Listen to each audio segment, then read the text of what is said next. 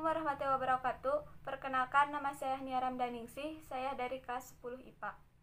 Dalam video kali ini, saya akan menerangkan tentang sejarah terbentuknya Kepulauan Indonesia. Indonesia dengan luas wilayah 1.990.250 km yang secara geografis terletak di antara dua benua, yaitu benua Asia dan Australia, dan dua samudra, yaitu Samudra Hindia dan Samudra Pasifik. Indonesia juga merupakan negara kepulauan yang memiliki 13.478 buah pulau. Jumlah tersebut adalah jumlah yang didaftarkan ke PBB yang didefinisikan berdasarkan metode dan definisi konferensi PBB. Secara geografi, Indonesia dipisahkan oleh garis Wallace. Garis ini memisahkan bagian barat, Oriental Region atau Indonesia Malayan Subregion, dan bagian timur Australia Region atau Austro-Malayan Subregion. Garis ini terletak antara Pulau Bali dan Pulau Lombok di selatan, antara Pulau Borneo dan Sulawesi di utara. Bagian barat termasuk di Pulau Sumatera, Jawa, Borneo, wilayah Indonesia tersebut Kalimantan, serta pulau-pulau kecil di sekitarnya. Bagian timur terdapat Pulau Sulawesi, Irian Jaya, Pulau Sumbawa, Pulau Flores, Sumba, dan pulau-pulau kecil yang terdapat di sekitarnya. Hal ini karena banyak fauna yang sama seperti berasal dari benua Asia dan Australia. Secara pitografi, Indonesia termasuk ke dalam Paleotropical Kingdom atau Indo-Malaysian Subkingdom atau Malaysian Region. Karena fauna yang terdapat di bagian barat garis Wallace memiliki tropikal yang berbeda dengan yang terdapat di bagian timur. Apa faktor utama menyebabkan hal ini? Dalam ulasan kali ini, saya akan membahas tentang sejarah terbentuknya Kepulauan Indonesia secara geografis, sehingga pertanyaan kita tentang pengaruh benua Asia dan Australia dalam fauna flora bisa dapat dipahami dengan lebih mendetail. Pada tahun 1200 juta lalu, seluruh daratan yang ada di bumi tergabung menjadi superbenua yang dinamakan dengan Rodinia.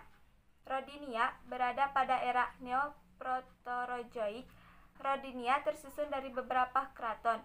Kraton Amerika Utara yang nantinya akan terpisah menjadi Laurasia. Kraton ini dikelilingi oleh kraton lainnya pada bagian tenggara, Kraton Eropa Timur, Kraton Amazonia, dan Kraton Afrika Barat. Pada bagian selatan, Rio Platon dan San Francisco, sedangkan pada bagian barat daya, Kraton Kongo dan Kraton Kalahari. Pada bagian timur laut, Kraton Australia, Kraton India, dan Kraton Antartika. Sedangkan Kraton Siberia, Kraton Cina Utara dan Selatan, para ahli memiliki perbedaan pendapat untuk rekonstruksi kraton ini. Karena pergerakan kerak bumi Rodinia terpisah menjadi dua superbenua, yaitu Gondwana dan Laurasia, pada bagian-bagian yang akan membentuk Indonesia. Terdapat pada superbenua Gondwana juga Australia. Pada masa Pulau Papua sudah terpisah dari Australia, sedangkan pulau-pulau lainnya masih tergabung dalam Kraton Cina Utara. Pada era Paleozoik, era setelah Neoproterozoik, ulasan ini membahas dalam tulisan terpisah mengenai perbedaan Rodinia dan Panea. Sekitar tahun ini, beberapa pulau dari Indonesia sudah mulai terpisah dari Kraton Cina Utara. Para ahli menyebutnya dengan Himalaya. Periode Kretasius termasuk ke dalam Mesozoikum. Pada periode ini, Cina Utara dan Selatan sudah menyatu dan mulai membentuk benua Asia. Begitu juga dengan Malaya bersatu ke dalam benua ini. Periode Tertiari, Indonesia sudah membentuk Sumatera, Jawa, dan Borneo. Terpisah jauh dengan Pulau Papua. Bagaimana dengan Sulawesi?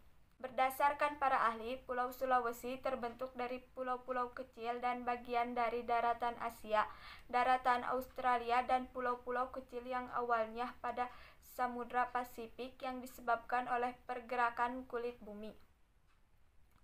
Pulau-pulau kemudian membentuk Pulau Sulawesi. Jadi, pulau-pulau cikal Indonesia mulai terbentuk sekitar 50 juta tahun lalu. Pada periode Quaternary sekitar 2 juta tahun lalu sampai sekarang. Itulah proses utama pembentukan Kepulauan Indonesia. Sekian yang dapat saya sampaikan tentang ulasan sejarah terbentuknya Kepulauan Indonesia. Wassalamualaikum warahmatullahi wabarakatuh.